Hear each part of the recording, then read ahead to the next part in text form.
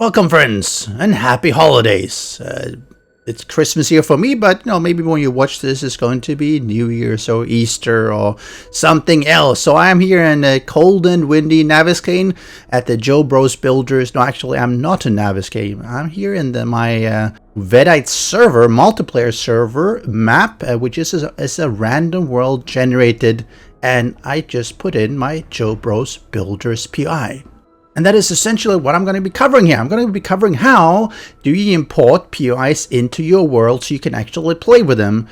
I mean the POIs, because one of the challenges we're having with the RWG, the random world generation in Alpha 18, is that a lot of POIs, or at least the big ones, are not in the generation. So we don't get the Crackbook bookstore or the Hagacho, Dagacho, Tamaguchi, and whatever all these are. But there are ways to actually insert them yourself, and it's actually fairly straightforward. So I'm going to go through that step by step how I do it and give you an idea how you can do that in your own games. You might be thinking, hey, I play single player. I don't care. I don't need this. And yeah, well, if you don't need it, then you don't use it. But even in single player, this works. It's actually done exactly the same in single player as it is in multiplayer. And if you're playing a random world, why wouldn't you want to have some of these nice skyscrapers? I mean, normally you don't get to play with this one unless you are in Naviscane, and the same with some of the other big skyscrapers. So hopefully you enjoy this guide and find it useful to make your random world generated map a little bit better and a little bit more interesting to play on. And do make sure to leave that like on the video and subscribe to my channel so you get notified by ringing the notification bell. It really does help me out. So where do we start? Well, in a nutshell, every POI in the world is defined by a line in XML, in the prefabs.xml. And so this one places a cemetery 02 at the coordinates 328 minus 2936 and at altitude 57 with the rotation 0. That's it. So if I copy this one in and I change these values, I will get another cemetery in at a different location. So adding a POI is really simple. You just copy the line, put in some other values, and bam, save it, and that's done. But it has obviously some challenges to doing that. For one, you don't know where it's going to appear, and that might be a problem. Secondly, what if you don't know what the naming of the POI is? How do you select that one? So that's really part of what I'm going to do. And if you already have a world that you're playing, there are some additional challenges to doing this as well, because it will only work before you have generated up the chunks of the region that the POI is actually inside. There are a few things you need to find. Firstly, you need to find the prefabs.xml, which is usually installed in the user's app data roaming 7 days that I generated worlds, and the actual seed that you're having, or the generated based on the seed that you're having. In my case, is the new Uteo Valley. And here is the prefabs.xml. So keep that in mind. That's the one I was just looking at. Every time you generate a map, and when I say a map, I mean the world, this is what you actually get inside. It defines what the world looks like. For instance, you have the biomes. In my case, you have snow at the bottom, you have desert, you have wasteland, you have burnt forest, and of course the forest one here, and a lot of other informations, and of course the prefabs, where they are located and which ones they are. But this is actually not the game save. They're two different things. So the second thing you want to find is the actual game save. And if you haven't actually started the game using this map, then you don't have this one, and that's fine. That actually makes it a little bit easier. If you have started it, you have, let me go into the region. You have a region folder which has a lot of these region files inside. I only have this one because I've been deleting them in order to respawn the POIs, but they basically are named something .7rg, which is the region file. And if you've been playing the world map for a while, you'll have a lot of them. You will need to identify the correct ones because it has to be deleted later on. As always, before you do this, make sure you take a copy of your save so you don't lose anything by doing something wrongly.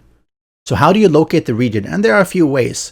One is to calculate it based on the coordinates, and there are some ways to do that. A much easier one is if you have Allocs server fixes, it comes with a web map, and that gives you access to region files. So let me scroll in here.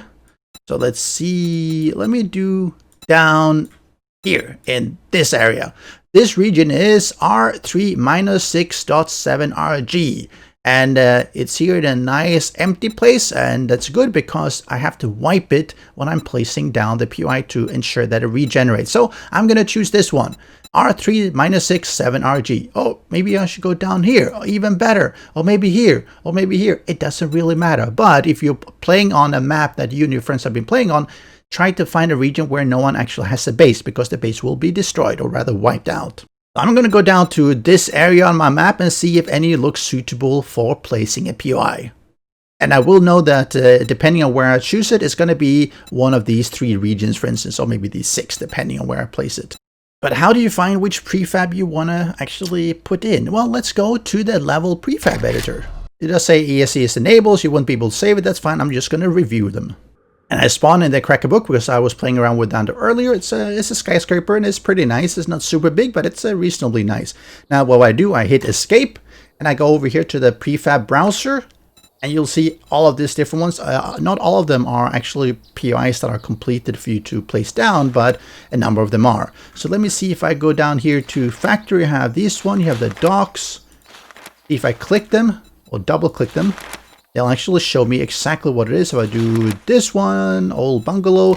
I'm going to look for skyscraper. I click the first one, it'll load in, and this is the Dishong Tower. Nice big tower. Of course, I can go around it if I want to and have a look in detail. Let's see, skyscraper 2 is Cracker book. 4 is the Joe Bros Builders. And 3 is the Higachi. And this one, should we do this one or Dishong? Let's do the Higachi. So I know that it's skyscraper _ 03. Important. Keep that in mind later on. Well, we want to look at where to place this. Let's go back here to editing tools and world editor. Now it will let you choose which one you want to go into. And in my case, is the new Ontario Valley. When you've generated your map previously, and again, just if you haven't done that, you can do that in the random gen previewer, and you just type in what you want, the size and everything, and it'll generate it, and it'll create that world generated file or folder rather. So let's go into the world editor. I'm going to choose this one and do start, and it's going to load it in, but in the world editor mode. So I spawn into the game, and it looks just like everything else, right? I mean, it looks normal except for what's this? You have all these weird boxes. What are these? I mean, I have the POIs. It looks the same way, but it doesn't quite look the same way. It's because I'm in the world editor mode, and you'll see each of these green boxes is a POI. You'll see, obviously, here's a town. It's another town. I'm going to teleport over here to the snow somewhere, if I can find it. All right, let me teleport again. I was apparently out here in the water. And let me go up here a little bit. So I'm obviously in the roughly the correct place. Oh, yeah, here's the one I put in. The Joe Bros Builders. So I know I'm roughly in the correct location. Here's another Joe Bros Builder that I put in as I was testing things out. And I wanted to find a spot out here that would make sense for me to put down my the Higachi Tower. So as I look through this whole area, I realized that, I want to have a reasonably big flat area. I don't want to be inside the towns because, you know, it's a big POI and it does have extra lag if you have obviously tons of buildings. And I want to have something that is nearby a road, and that limits the choices a little bit. But let me say I want to have it here. Figure out that's here around should be pretty all right. You know, it's a skyscraper slightly out of town, but still in between 2 other towns, so it should be pretty good. And it's got a road nearby, and it looks reasonably flat. There is another POI here, but you know that should be all right. So let's say we choose this one. As you notice, obviously it's fairly hilly here, but it's all right. It's all going to be leveled out. The first thing I'm going to do, I'm just going to hit K on my keyboard, and that tells me some of these specific stuff. Let's say dynamic prefabs, and this is where I will actually search out the skyscraper 02. Let me see if I can find it here. Skyscraper 02. But it doesn't allow me to do anything. Well, you have to sort of define where it's going to be. So I'm going to look at this spot here, hit Z, and I'm just going to hit set up here as well, just to give it a starting point. So now when I hit K, going to dynamic prefabs, it will allow me to do something with it. We have skyscraper 02, and let's do load into prefab. So I do that, and it says, oh wow, this is where it wants to place it, and obviously this is not where I want to have it.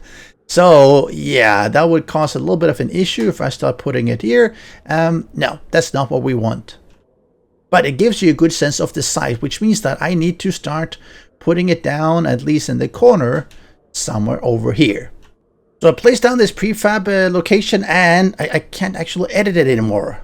And to get rid of it, I just exit out of the world editor and load it back in, and it's not here because, well, I didn't really place it down. I just gave it the outline. Maybe there's a better way of doing that, but I couldn't find it, so this is easy enough. We're back here, and we're going to have to push it back a bit here because it's a really huge one. So let's say we go somewhere here. Do another K, dynamic prefabs, skyscraper 3, load into prefab, and there you go. Maybe it's the correct one. Maybe it's not the correct one. Let's have a look. Okay, so it's better. Not quite what I want to have. So go into K again and do delete prefab. We select the point a little bit closer and so on until you find a point that is more in line with where you want to have it. Load in the prefab. Don't do anything else. Come here and we'll see. Oh yeah, this looks pretty good actually. It's nearby where the road is, so this would probably work.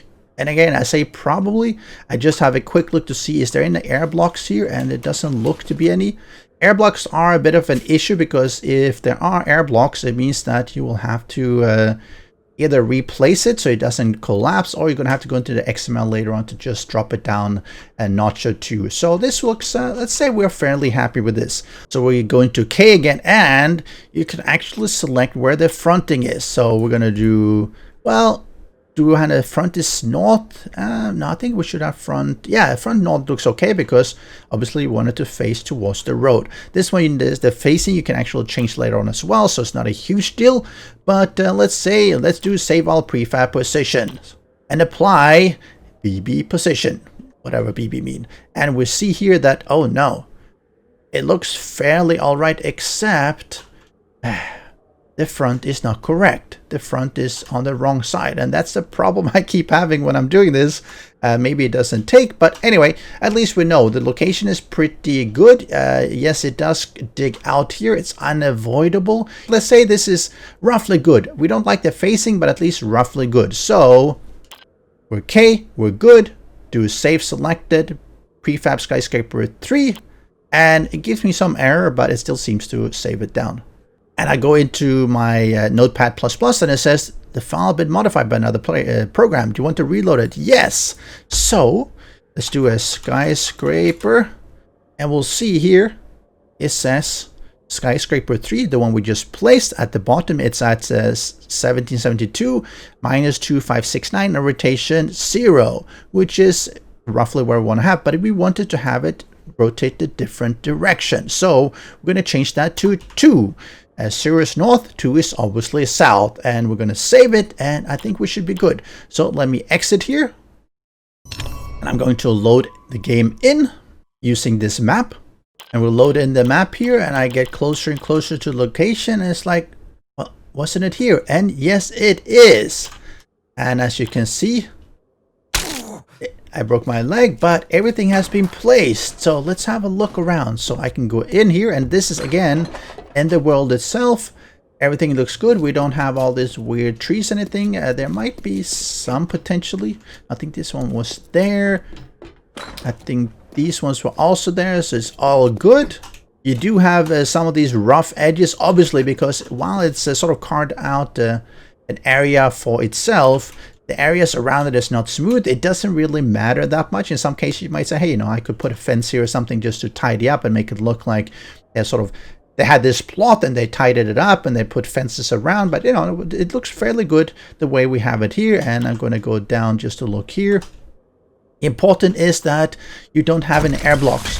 So if you have any air blocks, what happens as you fly around is that you might actually see the whole thing collapse because it's resting on air and not on blocks. But in this case, we avoided that, and that's important. If that happens, then you have to go to the XML file, and you could, for instance, drop this down to 60. And if I go to the frontier, if you see, if I drop this down to the 60, it would be one further down. So maybe it would be a little bit smoother, but in my case, it doesn't really matter. But if it is too high, just go into the XML file and bring it down to 60. Of course, there's going to be some additional steps, but give me a moment. So in my case, let's say because you are the admin, I go like, okay, I'm just going to just clear up a little bit here. Maybe I want to increase the size a little bit here by taking out these ones. Maybe I want to go into asphalt. Oh, let me see, asphalt here. No, that's the wrong one. This one. Maybe I want to give it a nice even driveway here, for instance. So I take this one out and I place down the asphalt, for instance. No, I could do that in the map just to make it look a little bit better and matching with the environment. Often I wouldn't necessarily do that because it's fairly troublesome to do. I just take it as, yeah, nothing is perfect, and it is an apocalypse, and maybe there's snow covering the driveway, there are some shifts in the land, and that's why it looks a little bit weird as well. But you see, it's essentially here. And if you want to verify, let me go in that everything is working. Let me go up here. You see everything looks good. I have disabled zombies in this walkthrough, which you might want to do if you're flying around as well, simply because otherwise you'll be waking up all the zombies and they'll be damaging things, and then it doesn't look pristine. And yeah, you might want to have it pristine looking for when your players come and try and loot it. Isn't this nice? We used to have no skyscraper here, and now we have it in between two towns. I'm sure my players will appreciate exploring this one as well, because it is a normal POI. It should start showing up in the clear fetch tier 5 quest as well. So if someone breaks it down, hopefully it comes into a quest, it'll get reset when it gets started and people can clear it again. So what could go wrong? Well, let's say you've been playing this map like I have on my server, and you make the XML change in the world generated file or the folder, the prefabs.xml. You walk over here and there's nothing here. It looks just like it did before. Why would that be? And this is where we need to go back to these folders that I showed you before. The first one under the generator worlds is actually the generator world, but not the save. Take that as sort of the map that has been unused. The generated world then gets loaded into your specific save. You see it has the same name here, but the actual world, which I've called here, is delete later. And this is where everything is put in specifically for this playthrough or this save using this generated world. So if I go into the region, if you have problems with this one showing up, it's probably because the region chunk it's in has already been generated. And if that's the case, it's already been generated without the POI, so it will never do that again unless you delete it. If you haven't actually played on the map, this region folder should be empty, and then it's no problem. You just play it as usual, because once you reach here, it will generate it and it will have the POI. But if you've been playing on this map before, which it could be in single player or multiplayer, you need to locate the correct one to delete. So I'm going to go back here to my map and I'm going to look at the region file. So I know that it's down here in this area, which is just, I believe, on a junction. I don't think it's, yeah, it's here. It's right in the junction of two region files. So I know one is the R3-67. If I see here, R3-67RG. So this one I will then delete. And of course, it's being used, so I can't delete it, but so no, exit out your game. So I know this one I have to delete as well. I also know that this one has to be deleted as well because it's straddling these regions. And this one is, I think it says R57. If I go to the side, yeah, this is R5-57. So I then have to do this one as well. So these two have to be deleted. When I delete them and I restart the server, restart the game, it will then regenerate these two regions when I enter them. And when it regenerates it, it will take the values from the prefabs.xml, which has the value that says skyscraper 03 should be at this location, which is in these regions, and it should be rotated facing north. So when it does, it'll place it in and everything will be good. And that's all there is to it. Not complicated, right? Actually, it's a little bit complicated, but I hopefully this step-by-step will help you to do it again on your map as well. I would suggest try it out first on a map you don't care about. Make sure you keep your backups so you don't have any issues. Let's say I wanted to have another one. Could I put in another POI in the same region after generating this one? Yes, I could. Just follow the same steps, then go to the folder, delete this region, and when you reach back here again, it will generate with, let's say, another POI here because you placed it down in the world editor. Obviously, the easiest way is to do this before you start playing the map, but that's not always possible. And if you follow these steps, you can do it on an existing single player or multiplayer map as well. So what I do on my server, I have this locally, the same map as well. I figure out where I want to place things. I do all this placement here, and then I find this XML edition in the file. Because once I know it's correct here, I can take this one to my server, edit the prefabs.xml on the server, and I go into delete the respective region file. So when players discover that region again, it will refresh it and it will reload in with this new PI.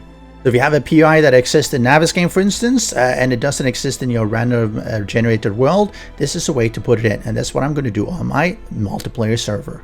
And if you find this guide helpful, do leave me a like and make sure you are subscribed.